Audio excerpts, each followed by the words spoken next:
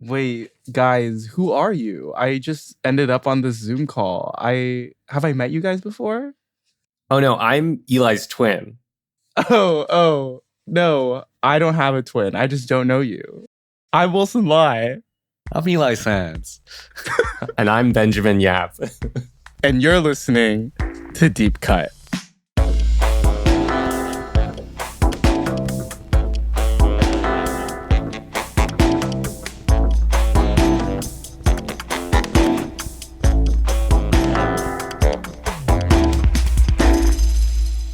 Just kidding, I'm Eli. On Deep Cut, we compare a director's most popular film with a personal favorite chosen by one of us. We also discuss that director's life and career to bring in context that helps us view their movies as they may want us to. If you're enjoying the show, please rate and subscribe to us wherever you listen to podcasts to help others discover the show. Better still, you can leave a review for us on Apple Podcasts or comment on episodes directly on Spotify. And you can also find us at deepcutpod.com to find links to our socials, Discord, and Patreon. Welcome to yourselves and yours. Welcome to yourselves to our Yours Truly's podcast. God, he's having a stroke. Oh my God. Well, if you give Sang-soo chocolate, marshmallows, and graham cracker, it's yourself and s'mores. I'm cutting all of this out. No, keep it. No. It's so messy. Anyway, welcome to our continued coverage on Hong Sang-soo, the renowned Korean auteur who's still making 3 movies a year right now. And we are continuing with a deep cut for 2016's Yourself and Yours, which is actually my favorite Hong Sang-soo film. And more recently, I was able to have a film discussion, like in-person discussion for AFA, because they were doing that Hong Romance program, which you might have heard in our earlier episodes with Night and Day and Wu on the Beach, which were also showing during the program. So Yourself and Yours came out in 2016, and it's about a man named Soo, a South Korean man, and he's just broke up with his girlfriend, Minjung, and he regrets it and he's looking for her. But as we're watching the movie, Minjung might not be who she is. And she then hangs out and drinks with a few other men. Mm-hmm. That's the plot. I found something kind of interesting, which is when I was looking for a synopsis to rip off, which I did not just do. That I mean that seriously. It came off the top of my head. On IMDb, the synopsis is nothing. It says this. It says, a foray into the uncanny with a spin on Louis Buñuel's The Obscure Object of Desire. And that's not true. Also, not a summary. Yeah, that's not a synopsis. And I was like, is this real? And I looked up Buñuel's film, which I haven't seen. Have you seen this, Wilson? I have not, but I just watched a YouTube video at the San Sebastian Film Festival when they did a Q&A, and someone asked him about this. This is, I think, where the film premiered, maybe, or like one of the premieres. And they were like, oh, was it inspired by Buñuel's last film? And he was like, oh, I do love Buñuel, but it was not. It was inspired by my dreams. I don't know something why weird. this Yeah. is the IMDb synopsis. It doesn't really make any sense. Yes. But the only thing I know about that film from the Wikipedia page is that it has a character played by 2 actresses. So this is maybe 2 characters played by 1 actress? Question mark, who knows? Bit of a reach. Anyway, that's synopsis. Maybe we just begin with general reactions. Both of you are watching this for the first time recently. Yes. Yeah. Maybe let's start with Eli, who watched it less recently. Right. I guess just like 24 hours before Wilson. I think of Clément's poesy in Tenet saying, don't try to understand it, feel it. Uh-huh. Yeah. Where the other framing that was useful is, Ben, you telling us in previous episodes that this is the movie that Hong makes when he is falling in love with Kim Min-hee. So I think those 2 things combined helped me see how he kind of fragments his usual director surrogate into 3 separate characters, men, and puts Kim Min-hee in as kind of a mystery that confounds any sort of logical coherence in the movie. that asks you to just focus on the emotional, I guess, friction of these two characters. And I know I just mentioned at least 5 characters and now just said 2 characters, but I don't know.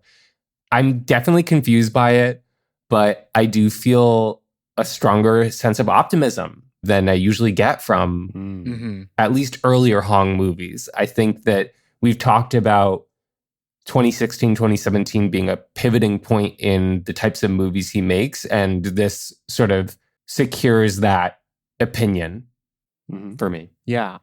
Also, it's not Kim Min-hee in that, but it's what I think of as a Kim Min-hee surrogate.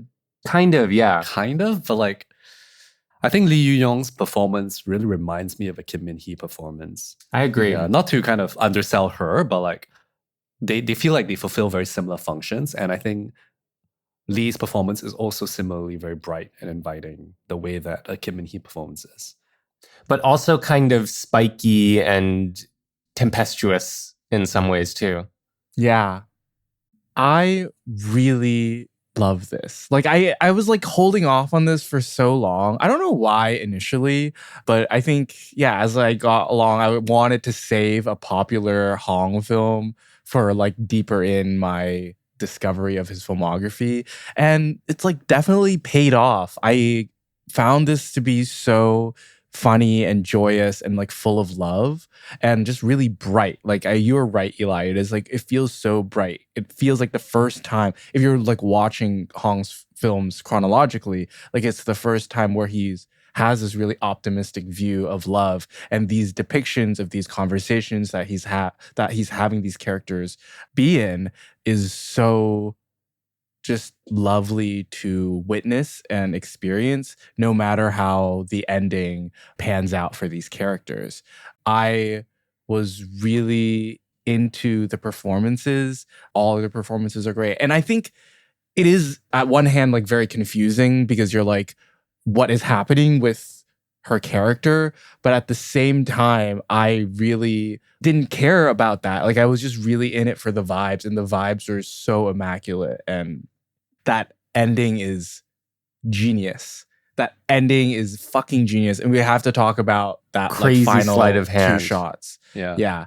It's like, that is like the biggest declaration of love that Hong can bring to screen, maybe even just rivaled by the ending of the Novelist film, which I think is very direct from Hong's perspective. That's true. You know, you're making me realize something, Wilson, that with all the confusion about who the characters actually are, who they are supposed to be in the movie, normally in earlier Hong, I think his sort of stance on love is that who his characters are gets in the way of them being able to love. And this is like the first time when love triumphs over who they are. Like it doesn't even matter who they are in the end. It's the feeling that wins. Both of you are touching on all the reasons I love this film. And I think of it this way, which is that this is both the best and worst place to start with Hong. Because it's extremely inviting, very nice. But if this is what you think all Hong is, you are so fucking wrong. You're so wrong. Yeah. You are so wrong. It's really all downhill from here. Not in terms of quality necessarily, but just in terms of vibe and niceness and loveliness. This is the worst place to start. Yeah. So if you do it like Wilson, where you kind of cap it off, it's like, wow, life can be nice. But if you start here, it's like, oh, sometimes life can be pretty bad and people can really suck. To kind of draw from that discussion I did at AFA, which memory fails me a little bit, it's been a few months now, but there was similarly a lot of confusion, people watching this film being like, what was that? I remember this guy was like, he kind of just stopped the conversation a little bit. There was a lull. I think he was like, just want to ask, like, what was that? What did I just watch? Yeah, and I was like, exactly, dude. Like, and I love that that's the question. Like, it is a kind of primal narrative question. What was that? Yeah. Yeah. And I like thinking about art in this way, like the primal question, what was that? Because if you think about something that's coherent completely and understandable, there isn't even this question like, oh, I understood in all these ways. this is a very slippery film in terms of dreams and reality and like what is real. And I think in terms of Hong's exploration of what is real throughout his filmography, and even thinking about the way that he shoots his film, the way that he apes realism with his use of digital videography, this is all kind of part of his shtick. And this film really plays with the idea of like what is real and whether to trust what you're looking at.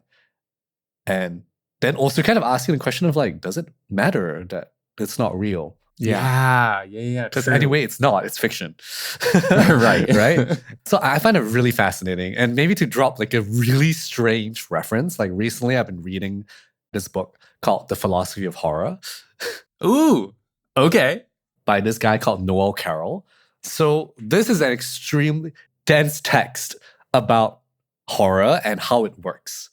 And he's trying to answer this question of like, why do people watch horror if horror gives you this emotion that's disgusting? But he goes all the way back to, then why do you watch fiction when it's not real? Yeah. And so then this question of like, what is real? Whether dreams are real, whether it matters if a dream is a dream, but yet the narrative still works. Like these are all kind of parts of this equation. And this is the stuff from Hong that I find really nice to think about when maybe even effortlessly, you could say, without even thinking about it, his subject matter touches on these ideas and on the metatextual level that I find very rewarding to just think about. And as you guys have said, this is one of the loveliest Hong films, which is an insane sentence to say that he has made. And like you guys have already mentioned, I already talked about how this is made in 2016. And to just kind of give this context, which is that right after this film is the film that we previously covered, On the Beach and I Alone, which is the film that at the press conference, famously, they came out and admitted to their affair, which very likely means that during the making of Yourself and Yours was while the affair was brewing or happening before other people knew, or as the rumors were kind of like generating. And so my take has been that I think this is a film about Hong falling in love, and that is why it has that optimism. You know, if every other film was about the futility of love, Kim Min-hee enters his life and he's like, wait a minute, maybe I was wrong. Yeah. And then he makes Yourself and Yours. And then after that decides, okay, I'm going full tilt. And then they do that press conference and they make On the Beach and I Alone. Kind of crazy if you think about it in that kind of metatextual way. I think just from the timeline, I think it makes sense. I think it tracks. And based on the emotional clarity of this film, that it really, this is just my argument, but I think it makes a lot of sense. So before we kind of go dive in deep, this is your spoiler warning if you've not seen this film. I think don't rob yourself of the experience of this because especially if you've seen other Hongs, it's very surprising where this goes. Yes. Yeah. Emotionally, and I would say even structurally and like how he does it, it's not that far off from other Hong structures, but I think he reaches quite a nice peak for me in terms of narrative structure, where it's somewhat experimental, but not too experimental and works really well. He was like operating on this like flow state in this movie that is really just good to see because usually he is so structured in this very like rigid kind of way, which offers opportunities for comparison.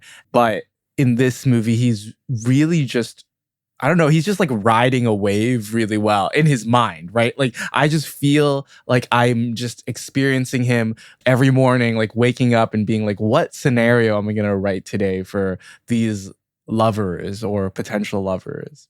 To that idea, the ending is a real coin toss on whether or not it's going to end optimistically. And we won't say which one it is, but that it could have gone either way really feels like Hong being more spontaneous than he even usually is. Yeah.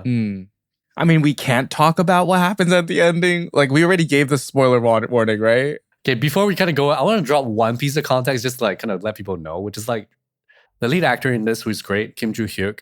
It's not in that many Hong films, but very tragically, he and the other lead, Lee Yu-young, who plays Minjung, they start dating for a few months after the release of the film. But tragically, Kim Joo-hyuk actually dies in a car crash the year after. And so this is like really one of his last few performances. And like really sad, but I think he really kind of could have been one of the great Hong leading men. Yeah.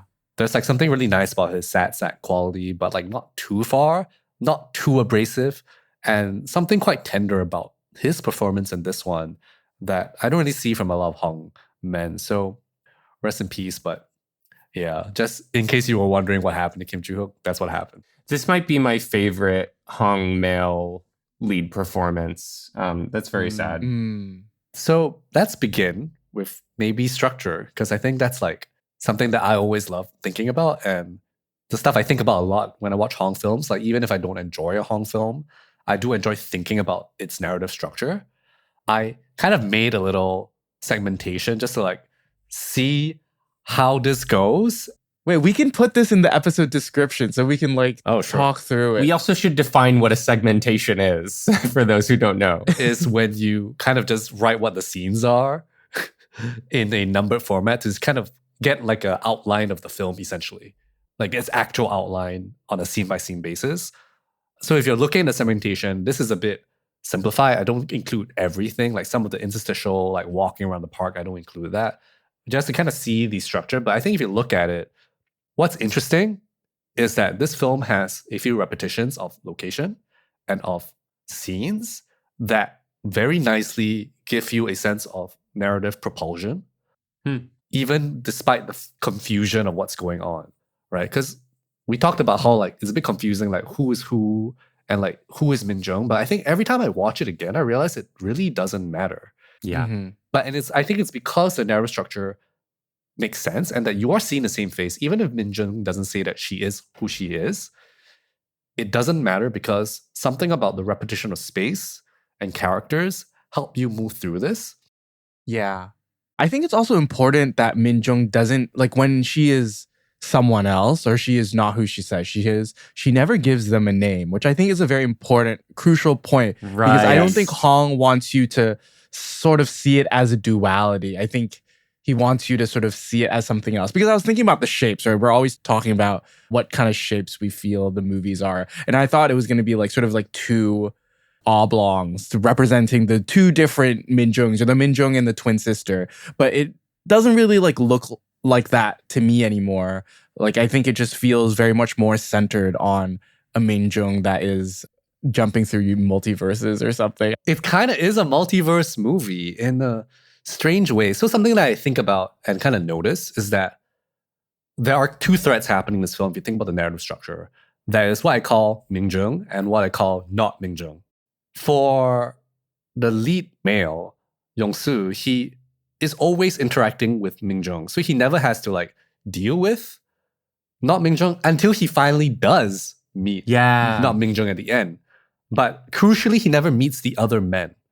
Because the other men will also corroborate the story as well. Because the first new man that meets Minjung knows her name. And so he never gets to corroborate the story with the other men. And so there's the plot of what not Minjung is doing until she replaces Minjung in Minjung's timeline, right? When these timelines converge in the bar at the end. So there's something really fascinating about the way that he's kind of done this and like allows you to understand this without really having to solve the question of like, who the hell is this woman? Because I think people get really caught up with like, who is she? Like, is she who she says she is? Is there two of her? Is there a twin? Like, is she just lying? Like, any of these can be true. And yet it doesn't matter. Does not matter. It's making me think of Twin Peaks: The Return. What? Like I just got a little Holy chill. shit. I won't say exactly why because that is one that I think, Wilson, you still have yet to experience, right? No, yeah, it is. The kind of, who is this anyway? Why does it matter? What does it do to the other characters in the space and to you, the audience, knowing things that the characters don't necessarily get to see? We're on a higher plane of knowledge than some of the characters we're seeing here in Yourself and Yours. That's a thing that David Lynch in Twin Peaks: The Return uses to incredibly terrifying effect. And here, Hong is using it for optimism and love, like to find happiness in that multiverse. It's giving me a little chill to think about. Yeah. This is my shape. Sorry, I think because you're talking about shapes. Let's see your shape. This one, you see it. Ooh. Two parallel zigzag lines and then a line straight through them that touches both lines.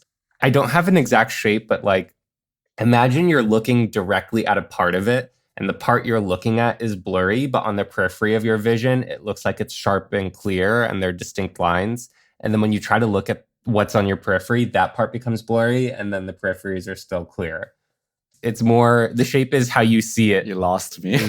Yeah, okay, that's fine. Don't worry. Your shape is not a shape. My shape is not shape. I think let's maybe just talk about this Minjung doppelganger thing. This film is in my inexplicable doppelganger cinema list. Yes, it Yes. is. And for some people, that's just a Vertigo film. I recently saw this Spanish film called Pepin and Frappe, which is also a Vertigo film. Like a film in which a character plays two characters and they don't say they're the same person. So this is like that kind of like doppelganger film where like there is no explanation for why there are two of these characters played by the same person. There are some explanations in here, but none of them are confirmed. So you could take them as the same person or different people. And I find it to be very interesting because thematically the film is a lot about who Minjung is based on what other people say about her and not what she says about herself. So it plays a lot with the identity that other people put onto you. And then that's kind of amplified by the fact that her identity to the viewer is also kind of not set and not defined because it can change at any moment. Interestingly, even for the part where it's not Minjung, when the other two men cross paths in that segment, she doesn't recognize one of them again. Yeah. So she fractures one more time. Yeah. So there's something really interesting here. It's like almost, and one explanation could be that she's herself also confused. Yeah. Right. And she has multiple personalities. That's possible as well. But it's also, once again, not important. Mm-hmm. Yeah, and I think too literal of an explanation. I don't know, I find it very interesting. And I think the narrative structure also plays into this thing that I ask a lot about when I think about the film, which is like, what is real? Like, is what Minjung saying real? Are scenes real in the sense of like, are these scenes in the same timeline? There's an early scene in which after she meets the character played by Kwon Hae-yo, where she meets him, he thinks that she is Minjung, and then she says that she's her sister. Right. Yeah. No, she says she's not Minjung. Then after he comes back, she says that she is her sister's identical twin, but doesn't give a name. And then this guy is like kind of appeased by that. And then after that, they leave, they part ways, and then she enters a apartment. And in the next scene right after, she's in the bedroom of Yong-soo, and it doesn't seem like she's not Minjung. It doesn't seem like she's not Minjung anymore. She seems to be Minjung again. Yeah. And the apartment that she enters is that apartment Minjung has, right? So that's sort of confirming that the location, like the exterior of the apartment is the same. Yeah. So there's this very playful quality to what is happening in which you don't know how things are supposed to connect. And then you also have actual dream sequences here Yeah. with Minjung appearing, which are quite overtly dream sequences. But then when I watch them, I'm also like, I mean, they are dreams, but does it matter at this point? Because every scene feels like a dream at this point. Yeah. I want to talk about the grammar of how he enters and leaves the dream sequences, because this is crucial for the very ending of the movie. The one I'm thinking of is about midway through the movie when Yong-soo goes to Minjung's apartment and he's outside her door on the street and he rings the doorbell and he waits a bit without telling the audience that you have entered what maybe is a dream or a fantasy. It just sort of goes on, and it seems like Minjung has answered the door. They're sitting in her courtyard, and they reconcile. And then hard cut back to Yong-soo sitting on the street, sort of staring kind of blankly ahead. And the grammar seems to suggest that what you've just witnessed did not actually happen. Yeah. Yeah. That he has just been waiting on the street and maybe imagined these things. But you also don't get hard confirmation of that either way. So he does this thing where you'll be in a dream and a hard cut will reveal that what you just saw was a dream. He was doing that in Night and Day as well, right? Yes. Showing you stuff like that feet kissing scene in Night and Day. Yes. Yes. Right. That reminded me of that. But I will say that this one is much more overt, actually, in the beginning of the scene, that he signals that it's a dream, because in the first dream sequence, there are only two, and these are the two. The first dream sequence, it's him and his friend trying to find Minjung and she's not at home. And it pans to the right. And then Minjung is there and she's walking towards him and suddenly she's like lovey-dovey and like saying his name. And then pans towards him and then pans back and she's not there anymore. So it's kind of like an imagination. But that's not marked by a cut. No, but the second dream sequence begins with a pan towards that same street, but with no Minjung. And I think that is a signal that he's entering a dream, right? Because the first dream begins in the same way. So this is one of the most elegant that I've seen Hong do this, like the patterning. But as I'm watching, I'm like, see what he's doing now. Like, it's so nice and like not so harsh in the way that he's just surprising me with like, oh, that was not real. You know what I mean? Yeah. Yeah. Because I do remember when I was watching it the second time, I didn't really remember that was a dream sequence either, even me saying this thing. And I kind of believed that scene where they reconcile. And I was like, what is going on? They're just reconciling like this? And it does spit you out, that hard cut. It does. Yeah. Kind of brutally. Yeah. I think thematically, it's a lot about what they think about her and what other people say about her. And I wrote down two things actually: drinking and innocent. Because a lot of people tell Minjung that she's innocent. And there's this rumor about her drinking a lot. She denies it, but then we also do see it. But that person that we see doing it is not Minjung. How does that kind of work for you? I don't know. It's like strange, right?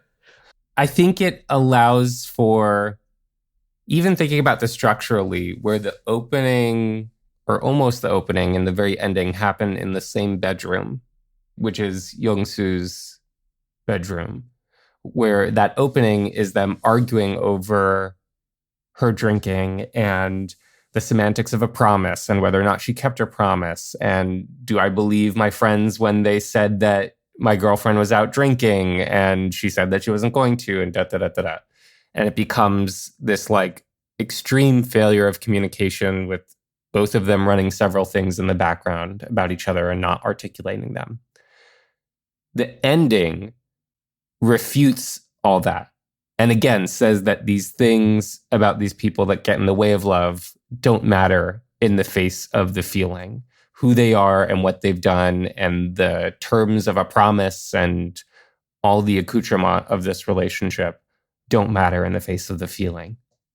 So I think that opening conflict partially exists maybe as like a sly wink to all the drinking in previous Hong movies, but also sets up the ending conversation.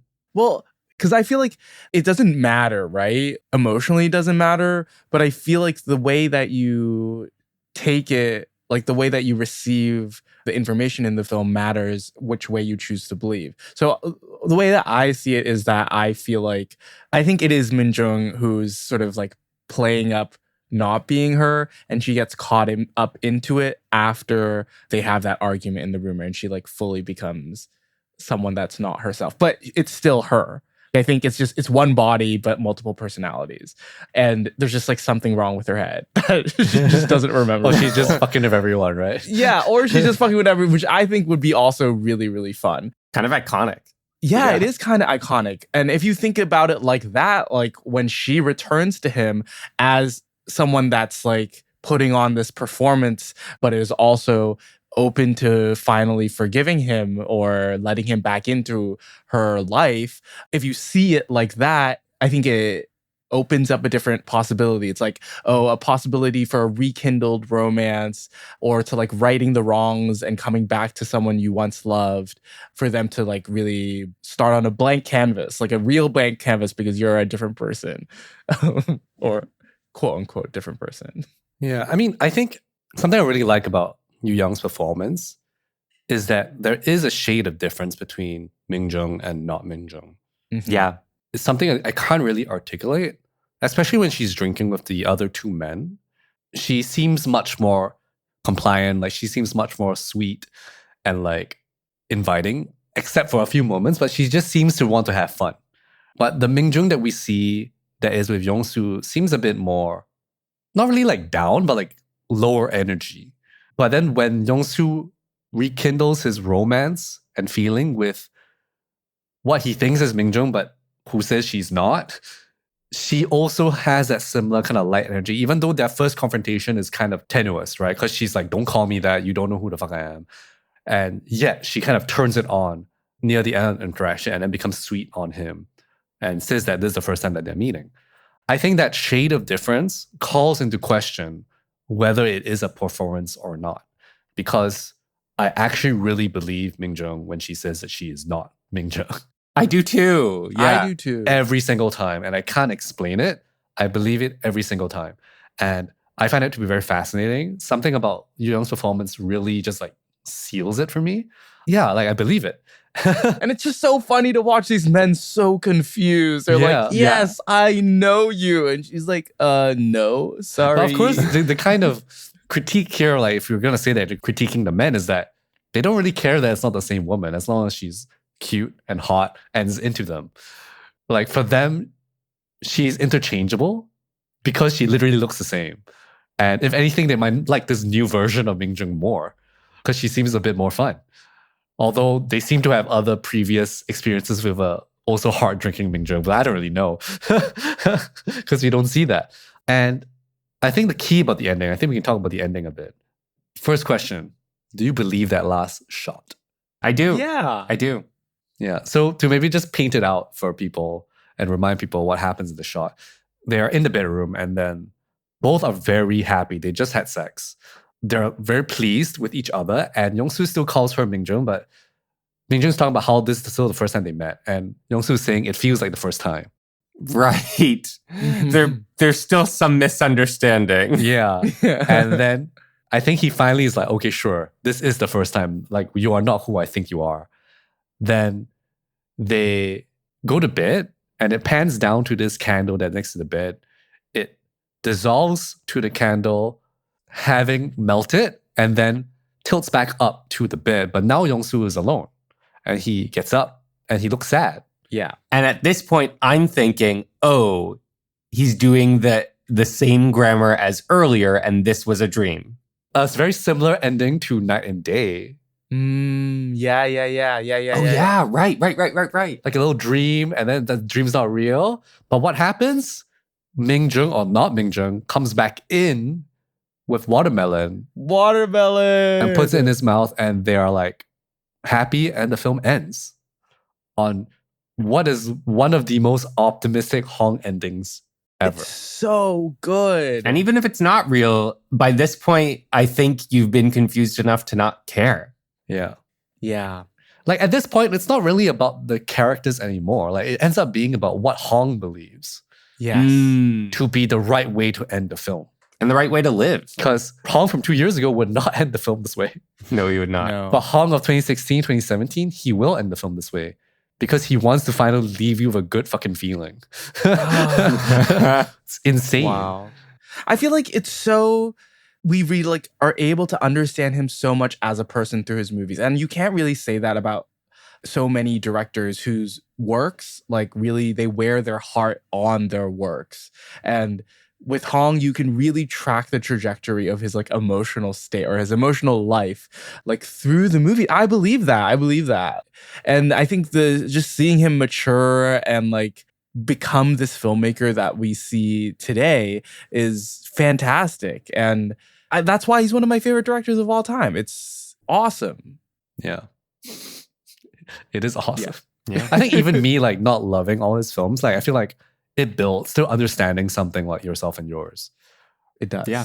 Like even if I wish the other ones I enjoyed more, but like I think seeing the trajectory of it like is really interesting, and to feel Hong become happy is kind of a weird and good feeling.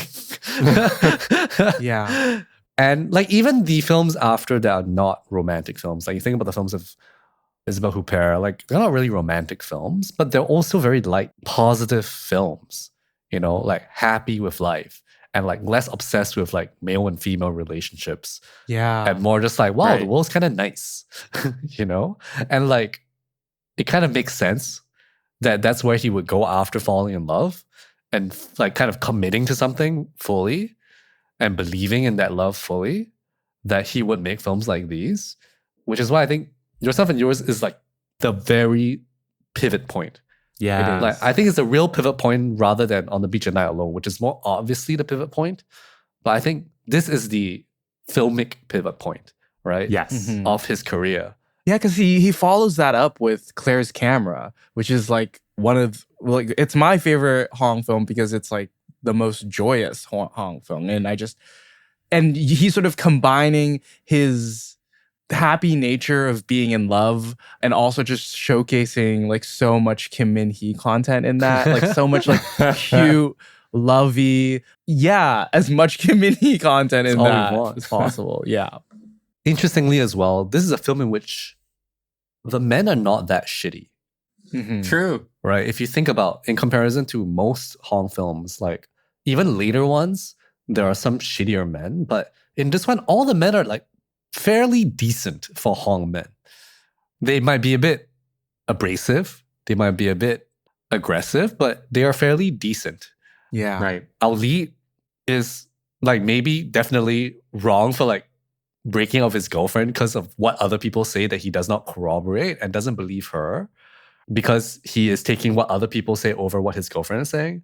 And we don't even know whether it's true. And he learns that lesson and wants to get back together with her. And so that's really his big flaw, is that he makes a mistake and that he owns up to that mistake. And he also fully believes in love. And he's like, I shouldn't have listened to any of you assholes. I love her.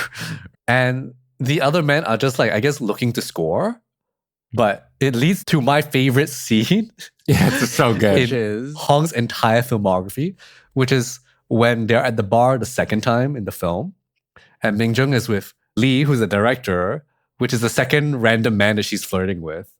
And then Hong Hye-ho's character comes and is like, hey. And she's like, I don't know who the hell you are. And then the two men start arguing with each other and asking how old they are, trying to see who's the hyung in the It's relationship. so good. And they just start like just berating each other. And then they realize they recognize each other from middle school. And then they're like, wait, are you this guy? And then they bro out after Minjung just disappears. And then they're just like buds reminiscing about some time in middle school. And I'm like, what the heck is happening? Yeah. I can't believe. It's such a Hong thing to do, It's man. really funny. It's incredible. But it's like, is it a Hong thing to do in that it ends in such a pleasant and fun way, in this way? That's For, true. Maybe for not. two men. Because usually men fight. Or like men fight and like they don't like each other. They can pretend to like each other, but they don't. That's sort of like the moment, like at the end of Our Sun-hee, where all the guys come together and they're at the park and have that. But this one like definitely ends in a more like joyous, let's just reminisce about old times. And if you think about it, all Sun-hee, they meet and they're all still obsessed with the woman. But this one, they meet and now the woman doesn't matter. It's not important anymore. Yeah. So I think in a way, he gives the men more dimension by not just saying that all the men want to do is fuck. And I think that's also very interesting, that he is in a way less critical about them. Because usually it all boils down to, in a Hong film, that the men just want to fuck. And everything they do is to get to that point. And that's why they make all their mistakes. That's why they say the things they do. That's why they lie. That's why they pretend to be things that they're not. But in this one, it's like, oh, they just want to have fun. You know, and they can have fun with another guy and just like bro out. You know what I mean? Yeah. So that's so uncharacteristic for me, like seeing this film. Right. It does really make sense why this is my favorite Hong, because it flies in the face of a lot of other Hong that I don't particularly enjoy, whereas this one is like so enjoyable. It's the anti-Hong film. Yeah. Yeah. And yet, you know, uses a lot of the same Hong stuff, just in a different way. Yeah. Right. It also reminded me a lot of Boyfriends and Girlfriends, like Oh. that ending. Like, and that's also why I'm like, oh, Ben, like that's why Ben loves this. Like, because everyone's just like gleefully mixed up by the end of it and just really accepting of this new situation. It's Yeah. just like really like, it's like, yes, and it's very like improv mentality or like, Yes. Yeah. yeah. In a way, everyone ends up with the right person. And at the same time, it doesn't matter who, like, those people are not definite, firm personalities, I guess. Mm-hmm. Like, in a way, despite the confusion, this is not a complicated movie from Hong. Yeah. No, very simple. Like, I think the ones we've talked about, Woman on the Beach, Night and Day, these are complicated movies, right? They're hard to swallow, hard to digest because you're like, what is up with these people? They make ambiguous decisions. Are these people good? Are they bad? Are they truly saying what they're feeling? Whereas this film is whereas it's hard on its sleeve for all the characters, even despite the misunderstanding of identity, like it doesn't matter. Like people really feel what they feel and like say what they feel in a way that feels very nice. Yeah. You know? Hong believes that love is real. And that knowing is not as important as you think. Yeah. Which part of the film is that from? She's saying that to Lee, right? I think she's saying it to the director. It's so funny because you have a situation in the middle as well. Let me see on your segmentation where that is. After she meets Lee for the first time, Young-soo is like at a restaurant, like the fish restaurant that he likes. And then a woman with an eye patch comes out.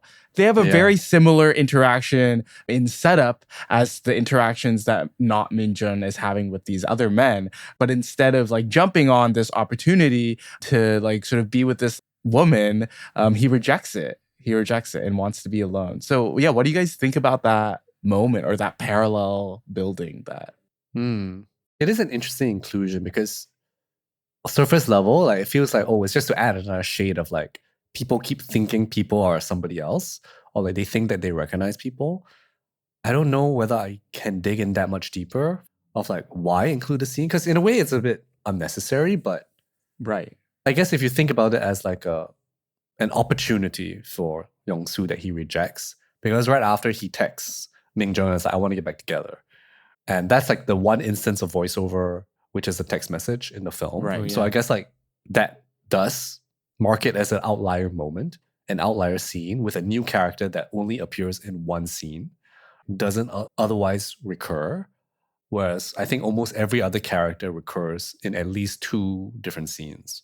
Even the other female character, who's like his friend, she appears at the bar. Right. Right. So like this lady, eye patch lady, who with the eye patch really signals her as like a person. And a character is like only there once. Yeah. It's so great. We have crutches, we have eye patches, very realistic. Also, the crutch is very useful for marking time and like, Yeah. because you're like, when did he break his leg? I don't know. Right. Never You explained. know, Hong said in that same San Sebastian Q&A, they were like, "Oh, why are you using the crutches?" And he's like, "Oh, my actor broke his leg a week into filming." So we used it. Had to. You had to. It works. I knew it. I was like, I'm sure he just actually broke his leg. Yeah. But it really works. Like it's like It does Brilliant. yeah. One of my favorite Hong moments in this film is after Young-soo goes to find her address or to find where she's been. And the lady's there's like, "Oh, I haven't seen her. Like, I'm not going to give you any information." And then he leaves. And then we spend like another good 30 seconds in this shot as you see this woman like, Oh, yeah. take a dress off of a mannequin. And it's like, just like watching her do it, I just love that moment. Like, it's just like the weirdest, the oddest thing, but I'm just like latching onto it. It's just like, I don't know, a little bit Fred Wiseman-y. It's like people doing their jobs, but also it's like Hong movies feel like plays in my head. So this is just like you're just watching an actor at work. And so much of Hong, the appreciation for Hong is like, oh, look at what this actor is doing right now and like how great they're doing it. Even the simple things like taking off a dress was great for me. I was reading Ryan Swen's notarized for this. Shout out Ryan Swen. This is also his favorite Hong. So we can agree on something. Nice. Finally. He also points out this scene and like also points out that it's interesting that we get 2 scenes at Minjung's workplace because previously they go there to ask about her as well, him and his friend, which is another piece of location repetition and like narrative repetition. I think that odd moment of undressing the mannequin, I don't think it has meaning, but I think what happens is that it creates a weird dreamlike logic to the entire film. Because you would think that the salient information is done, we can cut away, but we don't. So that weird trailing off feels to me very dreamlike and like strange. that it's like, what's happening? And I don't understand it. And I think these odd things that Hong does sometimes, and I think maybe it makes him laugh that he lingers on these things or like that he includes them, kind of like make the film a little odd and like dreamlike. Like it reminds me of like the weird cutaways in Night and Day. Right, like the poop being washed Yeah. away. And There's the, also like a random insert of a pigeon here before like a park scene. That's also like doesn't look very good, but it's like, oh, here's a pigeon. You know, like okay. I don't know, like something about this whole film just makes a lot of sense. Like, and I think more so for me, he leaves very few loose ends that he usually does in his other films, where sometimes I feel they're a little incomplete in some way. I'm not saying they are, but they feel incomplete. Maybe that's the point. But this one like feels very nicely coherent all the way through, Yeah. which I think tracks for you talking about boyfriends and girlfriends, which is also a very neat, coherent plot with like a satisfying ending. Yeah, shout out to our boyfriends and girlfriends episode. Yeah, go listen to that one. Shout out to the episode. Shout out to us. You know, I'm about to do what I've done pretty much every time we've recorded an episode on Hong, which is I watch it, I'm like, I get it, but I really need to talk about this with Ben and Wilson. And then once we talk about it, I go back and raise my rating on Letterboxd. Yes. So like, Yeah. oh, I feel it more now. So we started at what? What did we start at? For yourself and yours? For Yeah. yourself and yours. When I watched it, I was like 3.5, but I think there's something I'm not getting. And I just raised it to 4. Nice. Yeah, What do you think that thing you weren't getting? Like, what felt off for you when you were watching? I do think that an essential part of how I watch Hong films is just that I need to talk about it. If not with anyone, then certainly with you too. Yeah. That there's something that remains a little bit out of reach for me. Or maybe, Ben, to borrow your language, that feels like a little bit incomplete. Like you've got to do some assembly in your mind, or for me, in conversation. Mhm. And I do really like that quality about his movies. And I'm okay with the experience growing over time. Yeah. Out of so many directors, I love reading what people write about Hong as well. True. It just Mm. always fascinates me to see how different people interpret it because they're always so open to interpretation, even this one included. And just seeing how people approach the films is really great. And hearing how you two like process these films is also really great. I like this idea of assembly that you talk about. Because I think even the films that I don't like from Hong, like the assembly is like interesting. Yeah. Mhm. And that's why I like reading how people interpret what he's trying to do. Because he's not somebody that's very explicit with what he's trying to do. It's like there's some assembly required. So it's like buying this thing from IKEA and then like having to put it together yourself. Right? Yeah. And sometimes you fuck it up and then it's like, I guess the fucked up shelf is what you got. Oh, I thought this was going to be a cabinet, but it turns out it's a sofa. Okay. Something that I was thinking about recently about films, something that they have that a lot of other mediums don't have, is aesthetics. So like not aesthetics, but like that all art forms have like aesthetics, right? And usually we think of aesthetics as a sort of visual aesthetic. Of course, music is a temporal medium as well. And I think of like similarly to music, that film has a temporal aesthetic. So, you know, I complain so much about how Hong films can be very ugly. Yeah. Yeah.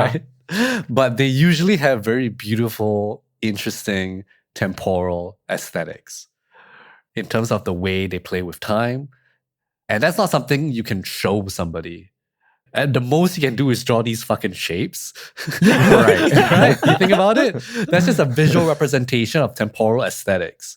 And kind of like watching all the Hongs has kind of made me realize that that's like the part of like films that I care a lot more about is the temporal aesthetics. Why ask and talk about narrative structure like all the freaking time? It's like, why do it in this order? Like, why do a flashback? Why do a co-open? Why repeat this thing? Like, these things are not things that you can really show in pictures. You can't even show it in a trailer. The thing I would add to this, Ben, is that film is very concrete in the sense of like what you see is what you get. There's not, as in literature, a kind of visualization that you do in your mind, or you don't have to sort of imagine a kind of reality in the way that you have to with theater. Like imagine this happening in a different type of space. Film is very literal, So when a director can accomplish that kind of abstraction of time, it's an odd cocktail of literal sight and sound and something incomprehensible or not tangible happening on top of that, which feels eerie sometimes. Directors have used that for surrealism, but here Hong uses it as a way to humanize people and show human feeling. Yeah. I argue that Hong is a surrealist. Oh, 100%. Yeah. That's what I'm noticing in these rewatches. I'm like, wow, this man is operating on dream logic or just sort of like jumping between different thoughts so much more. But I appreciate him so much for it. And the way that he's able to wrap things up as well at the end of things and still maintaining this really flighty nature is such a skill that no one else really like possesses in modern cinema today. If you think about how other people do surrealism, tends to be visual, tends to be showing you freaky shit. But he's doing none of that. He's showing you extremely like documentary like video footage. Yeah. And yet is able to achieve a surrealist logic and tone. And I think that's the thing that's like really impressive to me thinking about Hong, right? Because I'm noticing from us talking about them that I don't feel like these are real even though they look real. Yes. And it's the contrast, right? Like you have so much of this like lo-fi technology that's making these movies feel so down to earth and realistic. But on top of that, he's like placing this really surrealist narrative structure or approach. It's just the mix of it sometimes like doesn't really show itself to you until much later. I think that the trust he leaves in like the dream logic to like carry you through, all the emotional logic to carry you through when like maybe it seems the narrative is a bit gibberish sometimes is like kind of interesting. Yeah, like that he's able to achieve that or to trust that the emotional logic will carry through.